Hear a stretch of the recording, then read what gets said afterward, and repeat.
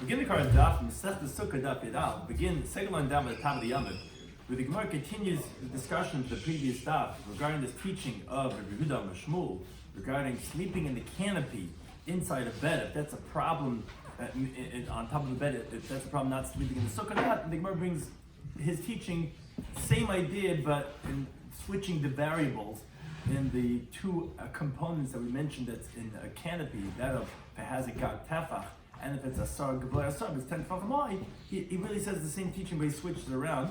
If this is disagreeing with the first version or not, but that's our Gemara continues regarding that discussion of the kilo. It corresponds because of today's daf.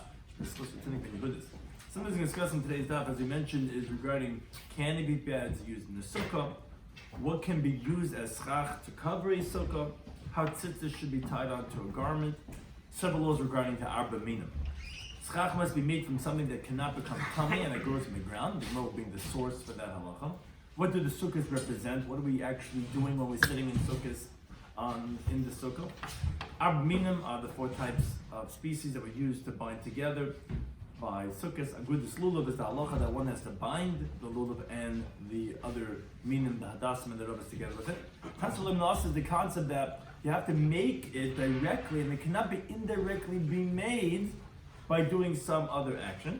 And then they covered are the clouds of glory that Hashem protected us with, which is one of the interpretations of that was what we recall when we sit in the sukkahs on sukkah. So we're on the second line, Daf Yud Aleph, Loshen Achvina.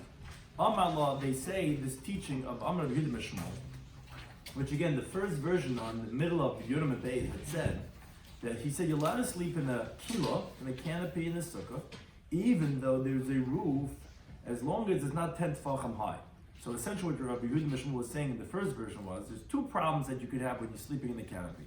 One, if it has a roof, the roof already tells us that we're in a certain oil, and if you're in the oil, then you're not in the sukkah. That's one variable. The second variable is that if it's 10 tefachim high, well, that's a significant area to be considered oil. So there's two components that would make it problematic. One, if it's a gag. See, like this picture, as we're going to discuss right now, it doesn't have a gag. It is slanty. It's a slope. So that's already one thing working in its favor. Then there's also the component regarding, if it's 10 tefachim high, if it's less than 10 tefachim, it's also not going to be considered as an oil. So the first teaching of Rabbi Shloimy was that even though we're talking about a bed canopy that has a roof, like this type, it has the roof, but since it wasn't 10 tefachim high, so then he said it's going to be kosher, and that's what we discussed in the previous time. Here he's saying the inverse of that had Mutalishin bekilas chasanim. He's talking about not a regular bed canopy. He's talking about bekilas chasanim b'sukkah. You're allowed to sleep in a bridal canopy in the sukkah, which is not like a regular canopy. And the reason why you're allowed to sleep in it in the sukkah is lafisha ein lagag, because there's no roof, because it goes around the bed, but the roof slopes like the case of naklitin, which we had explained has only not 4 legs but 2 legs. One means 2 sticks, one by the leg and one by the head, and then you put on the sheet and you have one stick connecting them up here and then it just hangs down. So since it doesn't have a roof, so even though it's 10 tefachim high, which again that's the other variable, so even though it's 10 tefachim high, but since it doesn't have a roof, you could sleep in it in the sukkah. So again, it's really the inverse of the first version on the previous daf. That version was saying that even though it has a roof, but since it's not 10 tefachim high, he was saying here, the other way, here you're allowed to sleep in kilos chasanim, that even though it is 10 tefachim high, but since it doesn't have a roof, so you're allowed to sleep. On that, the Gemara continues with a series of questions like it did on the first version. Meisvei, the Gemara asks in the following brayso, Yoshim b'kilo b'sukkah. If someone sleeps in a canopy in the sukkah, lo yotzi deichevasi, he's not fulfilled the obligation. So you cannot sleep in the canopy. Says the Gemara, my skin b'shish l'gad. What's that brayso talking about? When it has a roof, like this picture, it has a roof. It has a flat surface. Oh, that's considered in a different oil. You're not in the sukkah now, you're in the oil. But the case we're discussing doesn't have a roof, and therefore that's not a problem about being in a different oil than in the sukkah. Masasake Tashmat Zviga arrived from the following brayso. We brought these on the previous stuff too. Naklitin, what's naklitin? That canopy has shnaim, that has only 2 sticks. Vikinoifis, what is that? That's our ball, has 4 sticks. So says the brayso in the explanation of our Mishnah, Piras Agabi Kinoifis, if you spread out the sheet, the curtain on top of the kinoifis, which is 4 sticks, that's going to be psula, because that's like this picture over here, that has an oil, because it has a gag. But if you put it onto that of with the 2 sticks, that's going to be kosher. Again, because like we're showing that doesn't have gag. It says as long as the naklitin, which essentially is the same thing as this kilas chazanim, which doesn't have a roof, but as long as it's not 10 tefachim high. Wait a second, says the Gemara. That obviously is telling us, but if it would be 10 tefachim high, then it would be puzzle. Even though there's no roof. That contradicts what you said. You said as long as there's no roof, I don't keep it 10 tefachim high. You see clearly. Says the Gemara, no. Interesting. Shani naklitin the kvi. Naklitin, although you would draw the same picture, essentially for the kilas chasanim and the naklitin, but it's different. One is more permanent than the other. Naklitin is kvi. Since it's kvi, so it's going to be problematic, even if it's not, even though it has no roof. But if it has 10 tefachim high, that's too much permanence. That's going to be like in a different oil. And masha'inki, makilas chasanim, by the bridal canopy, it's a flimsy thing. So since it doesn't have a roof, it could be even l'mal masat tefachim. You're not in another oil. It's like taking somebody's jacket and hanging it up. You're not in a different oil. Whereas with the klitin is kavi, so you're right. Even though it's only on 2 sticks, it would be a problem. Even though it doesn't have a gag, it wouldn't be a problem higher than 10 tefachim. Says Gemara, wait a second. Kavi, but then if you tell me that it has permanent lahava kinaifis, then it should be like kinaifis, which is on the 4 sticks, and it should be possibly even less than 10 tefachim. Why are you telling me that it's going to be kosher with less than 10 tefachim? Says Gemara, no. The gabi kinaifis like kavi. In contrast, that's most things are subjective and relative. Regarding kinaifis, it's not permanent to be like it to be invalid even less than 10 tefachim. But regarding the bridal canopy, it is considered permanent. So therefore it's somewhere in the middle. So it's going to be puzzle if it's 10 tefachim high, even though there's no roof. Whereas a kila, that's a bridal canopy, is not going to be puzzle, even if it's 10 tefachim high, if it doesn't have a roof. So again, it's somewhere in the middle. Since it doesn't have a roof, this kinaifais, this case of the naklitin, that has 2 sticks, it's not going to be puzzle if it's less than 10 tefachim, but if it does have 10 tefachim, it has somewhat of a kaviyas. Whereas again, the bridal canopy, since it doesn't have any kaviyas at all, even if it's 10 tefachim high, it's going to be kosher. Now, the Gemara continues on this theme. Darish Rabbi Bar Avhuna, that he actually disagreed with both these versions of Rabbi Mishmol. These 2 versions of Rabbi Mishmol, essentially, like we said the same thing. Said as long as you have one of the 2 variables, it's going to be okay. Either if it doesn't have a roof, or if it's not 10 tefachim high, then it's going to be okay. And he said 2 different cases, one really going a regular canopy or a bridal canopy. But Dosh Rabbi Avhuna, he says no. Mutalish b'keili, you'll have to sleep in the canopy. Al pisha yesh l'gag, and al pisha gva'asara. Could have both floors. Could be 10 tefachim high. Could have a roof. Doesn't make a difference. You could have your sleeping bag, your little town, whatever that the camping gear you have inside your sukkah. It's okay. It's not a problem that you're not in the sukkah. Says Gemara, come on, who's that like? Says Gemara, Rabbi Yehuda. Because the Amar, he says, lo asi oil arai, you can't have a temporary structure to come along mavatal oil kava and nullify a permanent structure. Because Rabbi Yehuda is from those who hold that the sukkah has to be dirs kava. By putting in a bridal canopy, that's not being mavatal the fact that I'm inside the sukkah. They're not like in the Mishnah of Chafam and base. Rabbi Yehuda, he says, noigin hayinu lishon tachas amit lefnei hazkin. We used to sleep under the beds in front of the elders. Mach Platz, the Zaydes do, Mishluftim and the Platz. Hey, go under the bed. They would sleep under the bed. There's a guy in the elder, they would have the bed. They were sleeping underneath the beds. Now, a bed regarding the sukkah is a oil arai. Why is it considered oil arai? Because a bed is something that you move away from place to place. So you see, you view the holes, that you're allowed to sleep underneath the bed, because the oil arai that you're under is not mavatal, the oil kivah of the sukkah that you're in. Says the Gemara, okay, but Valema halacha Rabbi Yehuda. So then why didn't he just say halachas like Rabbi Yehuda, which that would have told us that you don't have a diras arai, mavatal diras kavah. Says Gemara, Yama halacha Rabbi Yehuda. How do you say halacha Rabbi Yehuda? I mean, I would have said, how do you mita? I would have said, what was the case of Rabbi Yehuda? Sleeping underneath a bed. Because the legaba asuya, a bed is meant for the area on top of it, to lay on it, not underneath it, unless you're a little kid that's playing hide and seek. So it's not to be an oil. Oh, that's why I would say it's not called quote unquote an oil. So it's not because of aroi, it's because it's not an oil. So of course not mavatal the fact that you're not in the sukkah. Avol kilo, but a canopy, that's made for the area inside of it to be ma'ahil, So therefore it would have a title of oil on it, even though it's temporary. Emaloi, I would say no, that it would not remove its title of oil, and therefore you wouldn't be able to sleep inside the kila, even though it's in a sukkah. That's why you needed Rabbah to tell you the time of Rabbi Yehuda. What's the reasoning? You wouldn't have known the logic necessarily of Rabbi Yehuda. You would have thought to say, yeah, it's not a problem because it's not an oil. A bed is not meant to cover over something else. No, but as it comes to tell you, that no, it's because a temporary structure cannot nullify a permanent structure. It doesn't make it into a bed.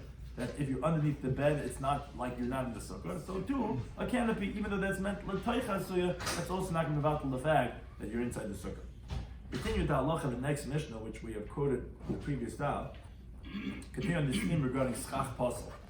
Says the mishnah, hidlo aleo es hagefen. Let's say you have a grapevine that's growing right next to your sukkah, and you go ahead and you pick it up and you hang it over the sukkah walls.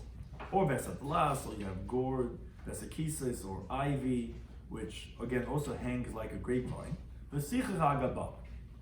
you have this grapevine with beautiful decorations, mamash, have grapes hanging, mamash in your sukkah, it's like beautiful, right? You have it connected to the ground. And then you take all your bamboo, you take all your slats, and you put it over on top of these grapevines. Psula, says the Mishnah, that sukkah is invalid. Why? Because you cannot make schach out of something that's connected to the ground. Because as the Gemara tells in the next daf, it says in the pasuk that what you gather from your granary and from your wine vat, which is from the psilus, what do you have in the wine vat after you finish pressing the grapes? You have the refuse, you have just the leftovers. That's what the pasuk is talking about. Now, so therefore, that's invalid because it's connected. That's something that's movable, like psilus garmi yakov. But if let's say you had way more kosher schach than these grapevines, which therefore they're nullified in the majority. Oisha katsan, or another option you have is even after you went and you covered it over the sukkah with them, if you went and you cut them off from where they're connected, and we don't say that, its initial making was invalid and therefore remains invalid. No, either one of them. Shiur is going to be kosher because now you have kosher schach, either because the laws of bittul b'roiv, or because of now it's not connected to the ground anymore. Zehaklal says the Mishnah, this is the rule, which the Gemara is going to learn out the source for this. Kol shehu mekabel tumah, whatever contracts tumah, or the engedulim ha'aretz, or doesn't grow from the ground. For example, let's say the hides of an animal, even though it's not mekabel tumah because it's not finished to be processed yet. Only leather that's finished processed is mekabel tumah. But if you have that it doesn't grow from the ground, or it's mekabel tumah, you cannot make schach out of it. But the inverse is true, which is the two criteria. As long as it's not makabel tumah. If you do live in the others, it grows from the ground like bamboo, which it does not have a clay kibble, and it also grows from the ground. So those are things you could use for schach. Now, even though there are certain things we'll see later on, there's certain things we're concerned for that they might not be valid, but that's the general criteria for kosher schach. Oh, so that's what we're going to see regarding the thing kitzitza, the cutting up, right? That's connected. So that's mamish the machlekes. Says the Gemara, Yosef and Rav Yosef kamei Rav Huna. Yosef and Rav Yosef was sitting, but Koman he was saying like this. This they were learned in the Mishnah, Oisha cuts and Geshera, that if you cut the grapevines, if you cut the vines, the ivy is going to be kosher. But Amar Rav said on this Mishnah that you're right. Although you don't have to go ahead and demolish the sukkah to undo it and then redo it again, but tzorich l'naneya, you have to shake the schach a little bit regarding that grapevines or that ivy that was connected, and you have to shake it after you cut it, so that should be like your asiyah you're making of the sukkah. Because if not, you have a problem of tasa v'loy mina asa, which what that sounds like is when it says in the pasuk sukkah's tasalach, you should make sukkahs, means when you're making it, it should be fit to be a sukkah, not that which was made problematically, which is not fit to be a sukkah, and then you go and you fix it a little bit, like over here where you're just cutting and you're not undoing it. That's called mina asay, because you didn't make it right. It's you did something afterwards which retroactively makes it now that it's good, but you didn't when you made it, when you put on the sukkah, when you put on the schach, that's tasa, you didn't do it well. It's mina asay. It's now indirectly becoming kosher. That's not valid. But what Rav is saying, when you shake it, that's very close to essentially undoing the sukkah. Because you're picking up every single one and you're putting it down, and then you pick up the other one, you put it down. So that's like a tasa. So Rav says you're right. It would be a problem of Tasav Alem and Asli. You don't have to undo the sukkah, but you have to do that shaking business because or else it would be a problem of Tasav Alem and Asli. Now that's what Rav said, but only Rav Huna said to him, this teaching that you're saying from Rav, Shmuel actually said it. So this is what he said to Rav Yosef. Adrin Rav Yosef Rav Yosef turned away his face in anger. Ramalei said to him, did I tell you that Shmuel didn't say this? I'm Shmuel, what do you want from me? I'm saying in the name of Rav. You're saying Shmuel said this? Okay. Rav said it, Shmuel said it. Rav says, no, you don't understand. This is what I'm telling you. And this is how dialogue goes. Someone gets upset and you explain, and you say, listen to what I have to tell you. That what I'm telling you is that actually the Shmuel Amr v'loi Rav. No, that I'm telling you exactly, it was only Shmuel and not Rav. You know why? Because the Rav actually said it's valid without shaking it. Because he actually held Kitzi Sasa, Zuhi Gemara Siyasa. The cutting is the making. So that's not considered Tazban Lasa. That is making it into kosher schach. By cutting it off, I'm making kosher schach. That's the Tasa. Oh, so what's considered Tasa Lim also then? So Rashi brings, like we're going to bring later on the Gemara, like if let's say someone has a pile of straw, which is, picture's missing over here, it's supposed to be a picture. I think maybe on the next Daf where you have that. So basically, if you have a pile of in a granary of these, whatever it is, let's say any pile of grain, and you want to make a sukkah, and what happens is that you just dig out almost like the Eskimos. Igloo. I said it yesterday, but someone slipped my mind now. Having a senior moment. You guys can relate. So basically, what you do is you just dig out, and you're not touching the schach to do anything. Rather, what you're doing is that you're taking away, you're going into the depth, and you're throwing away the inside. Essentially, what happens is it's happening indirectly. You're not making the sukkah; it's happening by itself. Now you have walls and you have a schach. But here is different. Here, when you cut the schach, that is the action that's making it. You're doing an action. It's a direct action, not an indirect. When you're carving out that from that pile, you're indirectly making. You didn't touch the walls or the roof. That's Tatzman Nasa. So that we have machlikas over here. What is considered the way of rectifying this invalid schach? Is it you have over here a schach that's not kosher? So what are you going to do now? So either, that's what we're saying from Rav. Rav says, detaching the vines from the ground while they're on top of the sukkah will make this sukkah kosher because kitzas and zurasiyas, and that's the making. Shmuel says, no, that's not enough. So when after the vines are detached, each one must be lifted up and replaced because Chag HaSukkos Taslav tells you tasav lemon asay, and you have to make it initially in the way that's kosher. He holds it's not enough just to cut it because it's not really making it. You put it on. If you lift it up and you shake it, that's going to be a rectification of tasav lemon asay. As the Gemara says, where do we find that Rav says that it's kosher?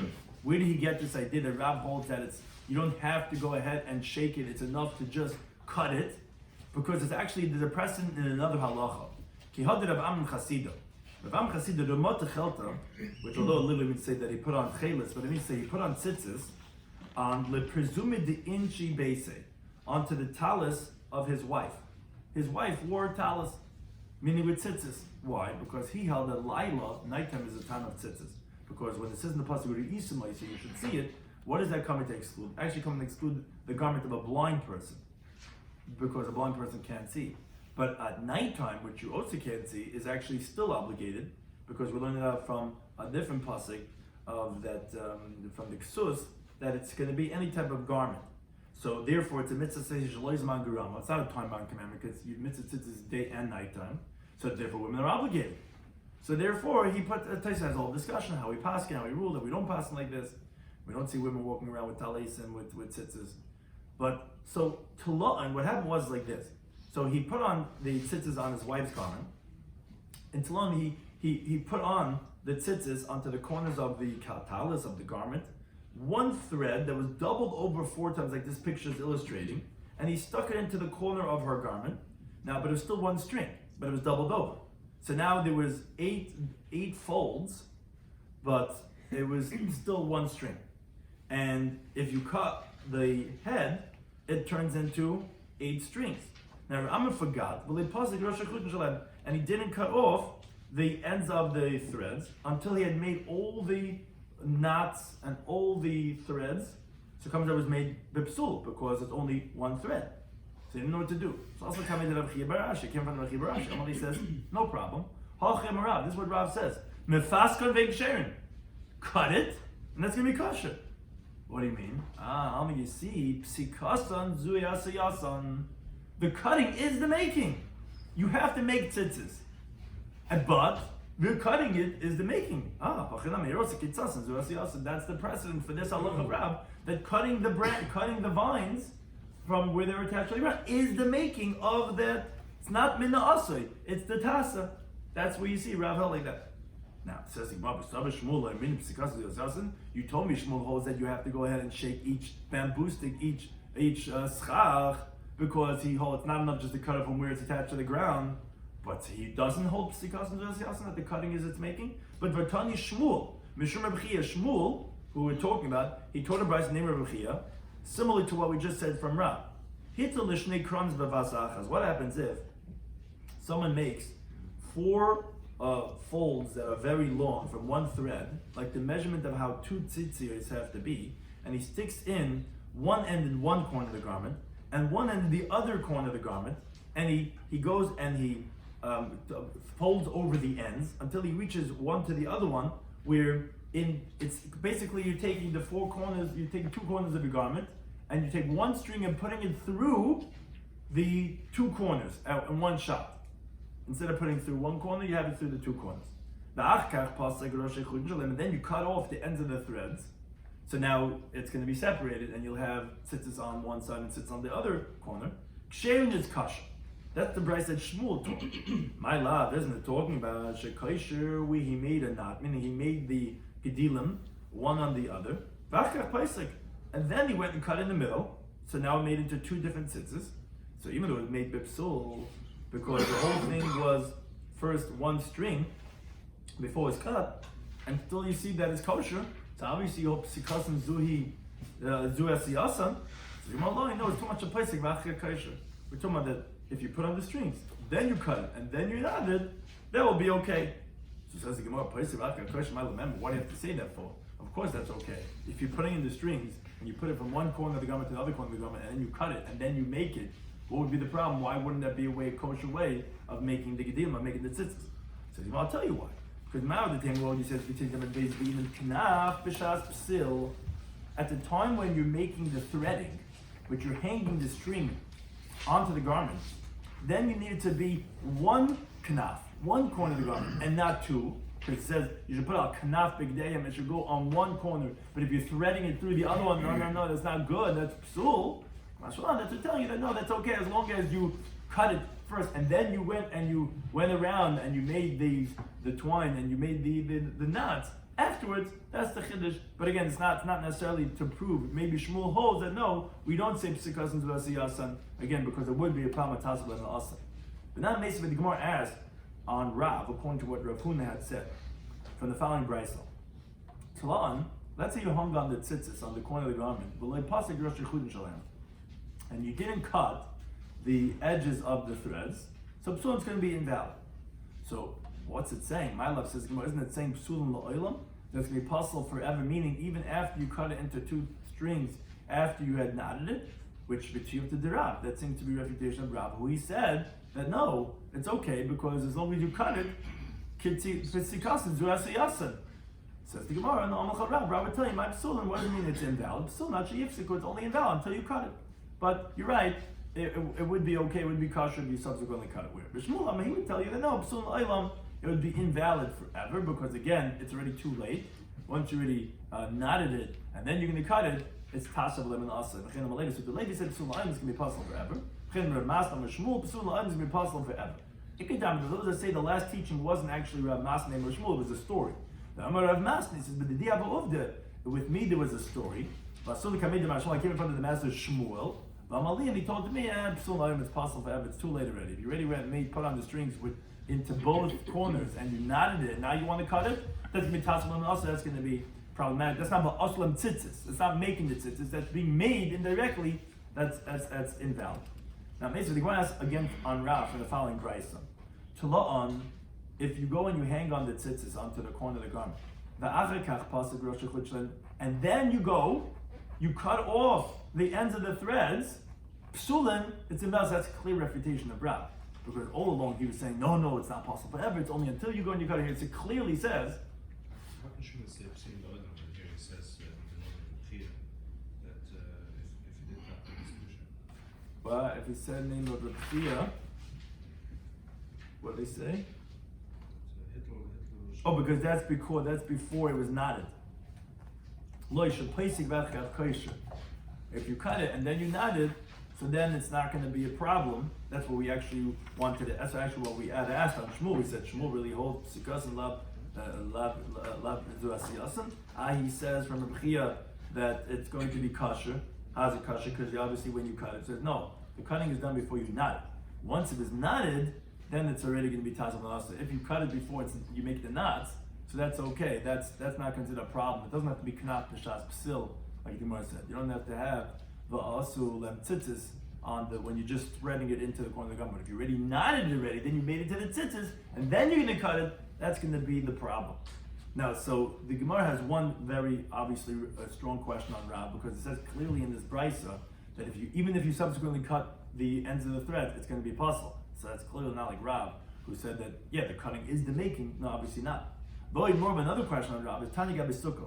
We learned in the context of the laws of Sukkah, the pasuk says the Chaga Sukkah's tas l'cha, the yom of the Sukkah you should make for you. So the word tasa means you should make. But and this is the source of Allah that we're talking about, and not from something that is made, meaning indirectly. From here they said the halacha of our Mishnah. The Bryce is just elaborating on it. And if you go ahead and you lean over the schach, over the walls, you lean over a grapevine, or the glass, or the gourd, and the ivy, so it's going to be invalid. Now, the Gemara explains what the question is. What's the case talking about over here, the Bryce? If it's talking about where you didn't go ahead and you cut the grapevine, why would you have to tell me that the sukkah is going to be invalid because it's indirectly made? And what do you mean? It's sufficient, of course, it's going to be a problem because you have attached vines which are problematic to be schach. It has to be detached to be schach. Rather, obviously, we're talking about where it was cut. And we're saying it's invalid. Obviously, we're saying, even though you cut it, obviously the cutting is not the making.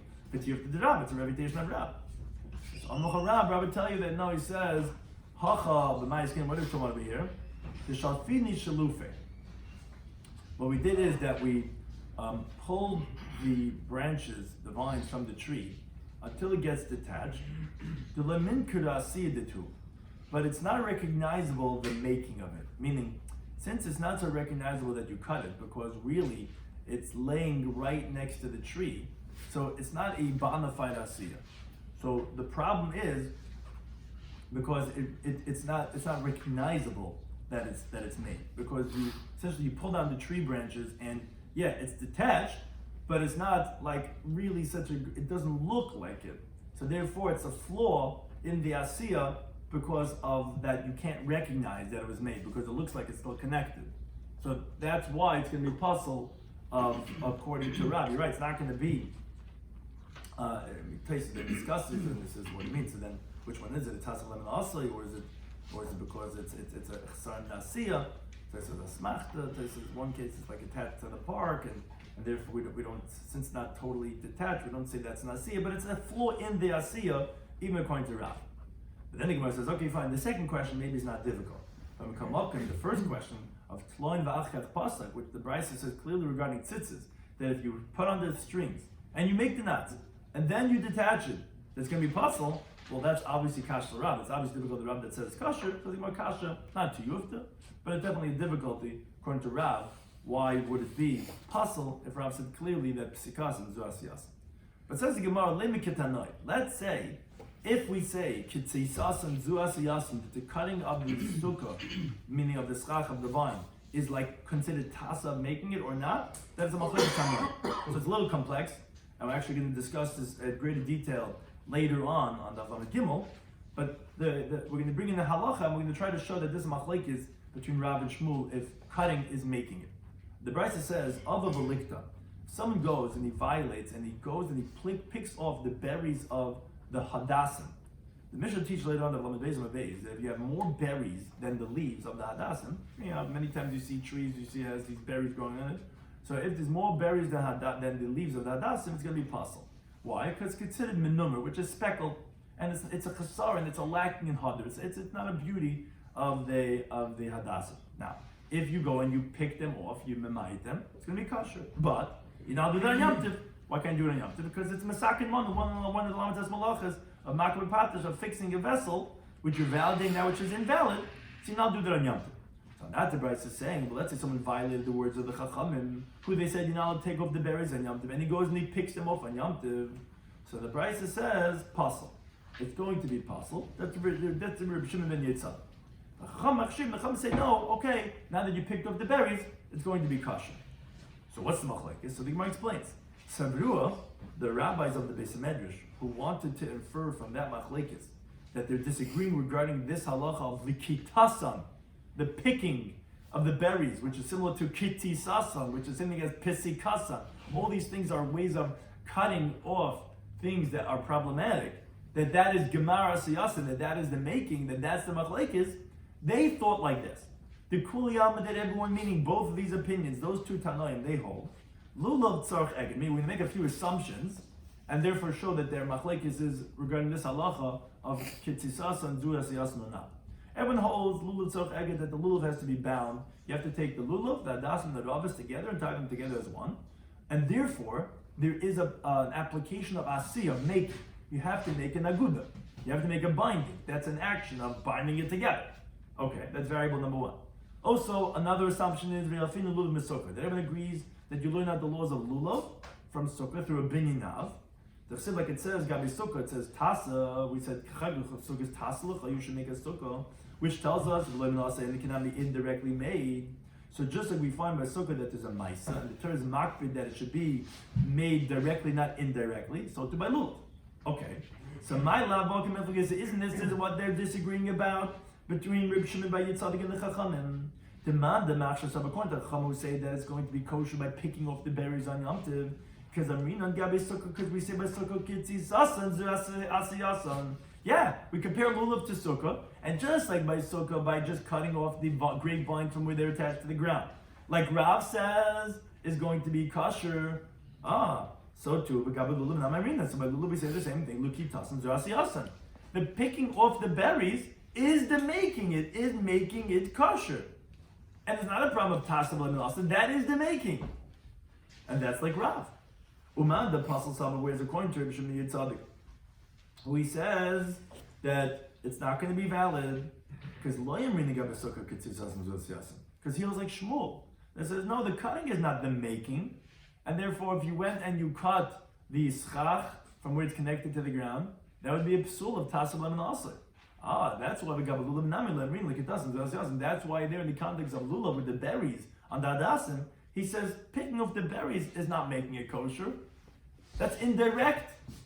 That's the same thing as kitzitza, same thing as pesika, and that's the same thing as likita. They're all taking off things, but you're not making it. You didn't make it the right type of igud with all the lulav and the aravas.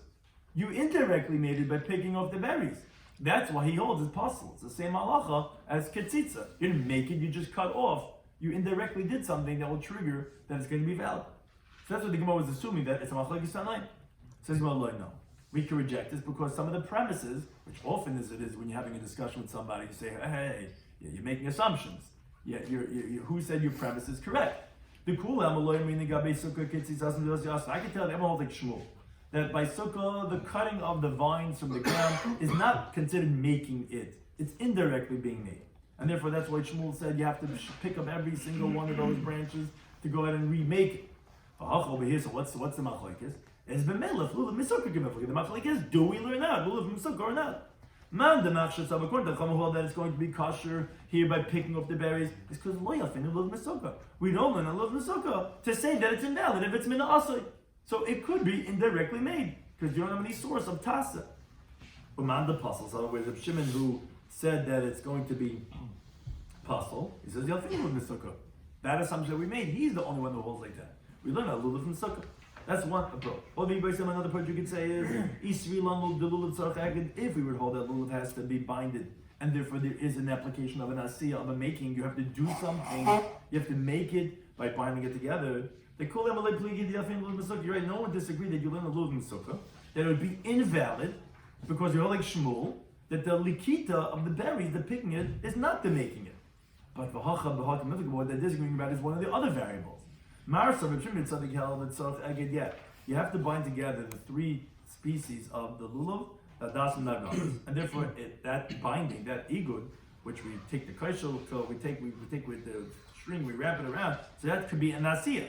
So obviously, as Rashi says, you had to tie them together from before Yom Tov, and it had the berries with it. So when you pick it on Yom Tov, that's mina aseh, and therefore Rabbi Shloimy Schwartzberg held that's going to be puzzle.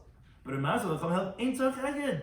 You don't have to bind it together. So there's no asiyah here to be mina aseh. There's nothing here that has to be made. And that's why they held that it's going to be kosher. You don't have to make anything. You're not making hadasim. You're not artificially. The only artificial thing that you have to make is tying them together. The hadasim Hashem made.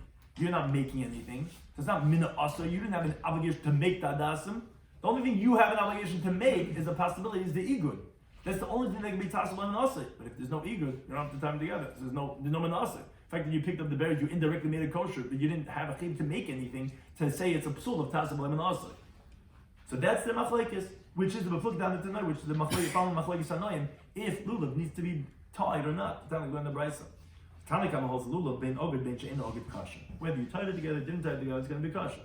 Yudami says no, oged kasha. Only if you tie it together, it's going to be kasha. She'ein oged puzzle. It's not tied together, it's going to be puzzle. So you see, it's machlekes hanoim. So again, the two assumptions we made to show that it's a machlekes tanoim. This machlekes Rav and Shmuel, if kitzitza is asir or not, is not necessarily true. Because you can tell me on any one of those two variables that maybe it's that they're disagreeing about. If you learn that lulav from that of sukkah, or if you say that there's even not asiyah by lulav at all, if you need eged or not. Now, says Imam, my time to Yehuda, what's the reason Yehuda that you have to have the lulav tied? Because yolav lekicha magudas ezah. He learns that Gzeir Shava, the word lekicha, that it says from the bundle of the hyssop, which was used by the Karban Pesach in Mitzrayim. It says within Shemais, it says, you should take a bundle of hyssop, and you should dip it in blood, that's by the doorstep, and you should come to the door, to the mezuzahs, and you take the blood from the bowl, and you shouldn't leave your house, and you should put blood by the thing. But they took ulekachtem agudas ezim. Now, it says within the mitzvah of lulav, you should take it for yourself on the first day of Sukkot. So both say lekicha. Over there, it says clearly it was a bundle of hyssop. Here also by the lulav, it's also a bundle. That's how we know it has to be tied. And what's with a bundle? They didn't learn this Gezer Shabbos. Well, why not? So Rashi explains, which is brought many times in Shas, a person cannot make a Gezer Shabbos on their own. Rather, if he learned this from his Rebbe, who learned from his Rebbe, all the way back to Moshe Rabbeinu, was the Messiah. Now, maybe these psukim were not given over to be learned out from a Gezer Shabbos, come to teach something else. So since they didn't have the Messiah, they couldn't have said that interpretation, and therefore they didn't say there's any chiyuv of tying together the lulav. Now, but then says Gemara, interestingly, that Kaman Azal had the Tanya, and who is the following brisa like? You just told me it's machlekes, you have to tie the lulav together now. The following brisa seems to be like a contradiction. It says lulav, mitzvah, there's a mitzvah to tie together, but if you didn't tie together, it's going to be kasha. The Gemara says, I don't understand. If it's Yehuda, my kasha. So then if you don't tie together, why is it kasha? And Irabana, my mitzvah, why is there a mitzvah? They don't have any source for tying it together. It says, the truth is, it is the Rabbanan. Because from a different source, it says, it says by the shiur, by Oz, this is my God, and I'm going to beautify him, which tells us his snow of the mitzvahs. You have to beautify yourself with the mitzvahs. You have to have a beautiful sukkah. You have to have a beautiful lulav. You have to have beautiful tzitzis. So it's a different halacha that's telling us when you tie it together, that's a beautification of it. Not from the halacha of lekicha, from a goodness ezah. Under halacha. So yeah, if you don't do it, it can be kosher, because like any hider, if you don't do it with a zilbene, if you the vav that thinks you're not yoytz the mitzvah of lulav, if you didn't take the zilbene, it's okay. I'm gonna take the bag. No, we polished it specially. Okay, fine. It's supposed to be. It's a hider, but if you yoytz the mitzvah, if you're not, so that's what they're saying. That yeah, the tying together is a different halacha when you read not yoytz, because it has to be as we learn lekicha. But that's going like the Rabban. Now the Mishnah said, Zehar klal. This is the rule. Anything that either if it contracts tuma or if it doesn't grow from the ground is going to be possible. Because like we said, it has to have two criterion to be kosher schach. It has to be that it's not makabel tuma, and it has to be that it grows from the ground. So the Gemara says, what's the source of this halacha of how we know the material has to be for schach? So Amar Shlaka, she says, Amakra. It says in the pasuk, it says ve'ed. It's a pasuk in Bereshis. It says ve'ed yalam in the aretz, that the smoke, the cloud, went up from the ground, and it watered the whole surface of the earth. Meaning that's how the beginning of creation happened. Now, what are we learning out? Ma'ed, just like, meaning we see from this pasuk that clouds are considered gedulei karka, as if they grow from the ground. And because you see that the aid is yalam al-aretz, the clouds are coming up from the ground. Now, we learn out the halachas of sukkah from clouds, because what are the sukkahs? They're zeichel ananei hakavod. Like it says in the pasuk, ki basukkah seishafti, when it says, I had you dwell in sukkahs, the Targum translates, adei b'matolas anononu, because you rested in my clouds. So we can learn out from the clouds. What's the clouds? Ma'e, just like clouds. Davar she'ein makabel tumah, something that's not makabel tumah, because tumah was only said by kalim, or food items, or beverages, or a person, and this is not any one of them. So obviously clouds are not makabel tumah. And gedulim in the aretz, it grows from the ground, like we just put the pasuk, it's growing from the ground. Okay, af sukkah. So to sukkah, it has to be davar she'ein makabel tumah, and gedulim in the aretz. That's how we learn out the sukkah has to be the schach from those two criterion, like the clouds. Says, well, wait a second. That goes well according to the one who says that the sukkahs that the pasuk said that they were in the midbar, and now they covered how were the clouds of glory. So you could learn out from the laws of clouds to say what it should be. The one that says that they literally were in huts because of the sun. When they were traveling, they made little huts. So Michael, what are you going to say?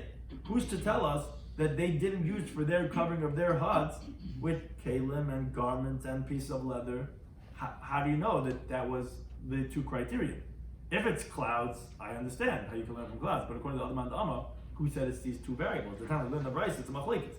Plus, it's you could keep a sukkah seishaftis b'nei Yisrael. That because in sukkahs, I had the Jewish people rest when we were in the midbar. So the first Tana says, "Ananei kavod, these are clouds of glory." The Rabbi Eliezer. Rabbi Kiva, however, he says, sukkahs mamash aslam. He says they literally made huts for them. So the Gemara says, so it makes sense according to Rabbi Eliezer there was a nani covered, so you learn that from clouds, like we said, which grows from the ground, and is not makabel tumah. Rabbi Kiva, according to Rabbi Kiva, where do you see that you have to have these two criterion? Who said that what they made their huts out of in the desert? Do you have any anthropologists? Do you have any one to verify to say we dug up and we excavated and we saw that their huts in the desert were made out of davar she'ein makabel tumah? How do you know that it should have these two criteria? Says the Gemara, this is Amakra. The pasuk is in Devar. Chag HaSukkah is Taslcha. So simply translated, the pasuk is saying the Yom Tov of Sukkot you should make for you, but you could read Chag as we had said this on the previous daf, but actually today's points out it's from a different pasuk and it's teaching us a different teaching that you could read Chag like the Karban Chagiga, and HaSukkah is comparing it to the Sukkahs. Makash Sukkah l'Chagiga, so we're comparing the halachas of Sukkah to the halachas of Karban Chagiga, which is Ma Chagiga, just like the Karban Chagiga is davar she'ein makabel tumah. It's something that an animal is not makabel tumah, at least when it's alive. The gedulim in the aretz, and it grows from the ground. Af Sukkah, also a Sukkah has to be the schach davar she'ein makabel tumah. The gedulim in the aretz. Now, as Rashi automatically points out, any animal according to Rabbi Yechon is considered gedulei karka. Why? Because they grow and are nourished from the ground. But in contrast, which Wikipedia touches on, but the fish and salt and mushrooms and truffles, those are not really considered gedulei karka, because although they're on the ground, they're nourishing actually from the air as fungi. So Rashi points out by the laws of Meiser, behemoths are called gedulei karka. As the pasuk says in the Bam Yadal, when you have your Meiser Sheni, so if you don't want to schlep all your second type all to Yerushalayim because you got truckloads, you see like coming to the border of the Palestine, you have all these trucks lined up, say Meiser Sheni trucks, the backup congestion. You don't want to schlep it all. What you do is you transfer it into funds, and you bring those funds, and then you come to Yerushalayim. You could buy. What could you buy? So the pasuk says, you could use the money whatever your heart desires. but it says certain variables over there. And the Gemara tells us that those specifics are pri-mipri, v'geduli karka. Now it mentions animals over there, and it's calling it geduli karka. And pri-mipri is because, an animal, has a baby, has a baby, so it's called pri-mipri. So you're seeing it's calling it geduli karka. Now, ultimately, the Gemara is going to refute this teaching of Rabbi Yechon, and is going to actually not learn it out like this. But at this point, today's discusses when we do say it, when we don't say this. But al kapanim, that's what the Gemara is learning right now and saying that's how you know it from comparing it to the Chagiga. But as the Gemara continues to talk about the days of Banav, says, wait a second, ima Chagiga balachayim. But if a Chagiga is a living creature, av sukkah nami balachayim. So then you're telling me that so you can make a sukkah, you can take animals and put on top of the. In other words, if you're learning out from a Chagiga, so then don't just say you learn how to do a karka, then say you should learn you could have animals. We don't say that you could have animals. So that's what we're going to finish. We're going to stop over here. This is the Gemara remains with that question, and the Gemara is not going to like that interpretation. He's going to have another interpretation according to Rabbi Kiva, who does not learn enough from Manane Kavod that says they had Sukkah's Mamish. Where do you know that it has to have these two criterion of Geduli Karka and that it's not Makam? Thank you for any time.